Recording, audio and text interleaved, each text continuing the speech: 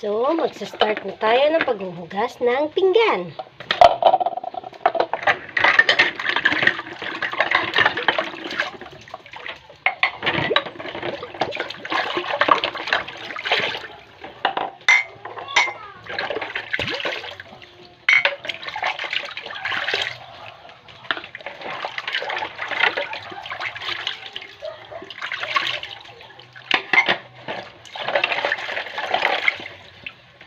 Marami kasing kalat guys sa bahay, kaya maglilinis tayo for today's video.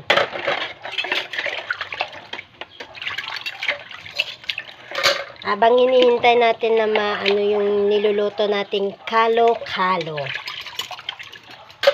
Pero yung kalo-kalo, madali lang naman talaga siya lutuin. Yung iba nga, meron pa yung nilalagyan nila ng tambok sang baboy. Ang iba, karne norte na binalakot na nila sa kalo-kalo nila.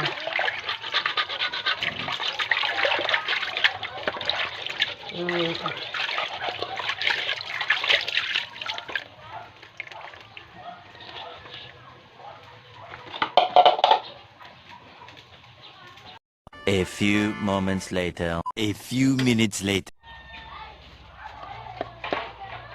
So, ito na yung sabon ng plato. Sasabihin na natin siya.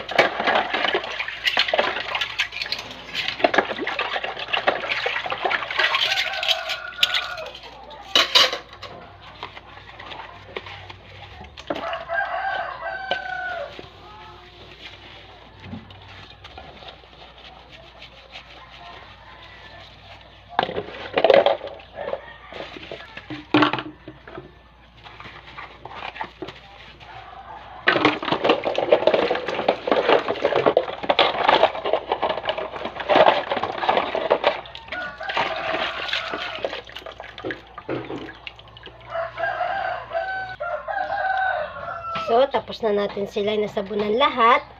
Ngayon is, babalawan naman natin sila para matapos na ang ating paghuhugas ng pinggan. So, start tayo.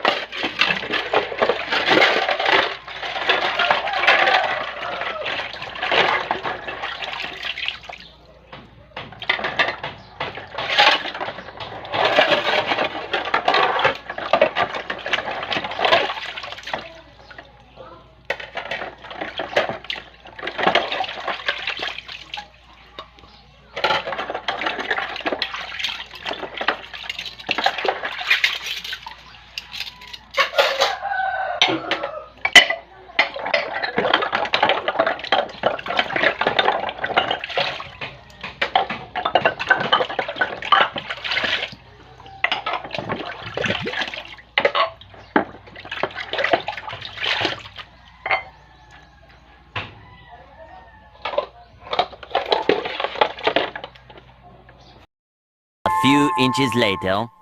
So, ayan guys, ngayon tapos na silang nabanlawan na natin sila. Ngayon is ilalagay na natin sila sa kanilang lalagayan.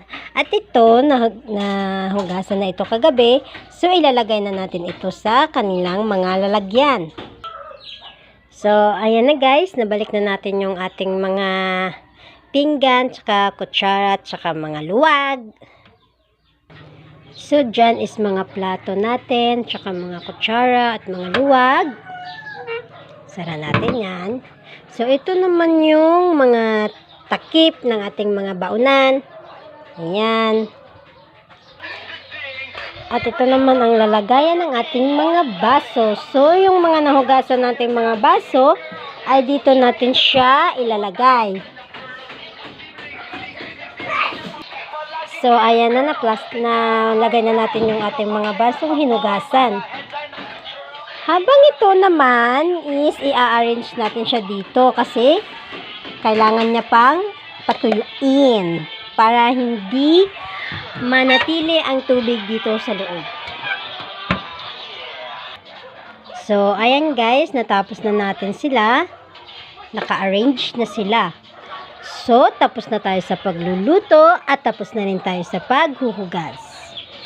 Sana po nag-enjoy kayo sa aking vlog for today's video. Maraming salamat po at magandang umaga po sa inyong lahat. Bye-bye! Mwah!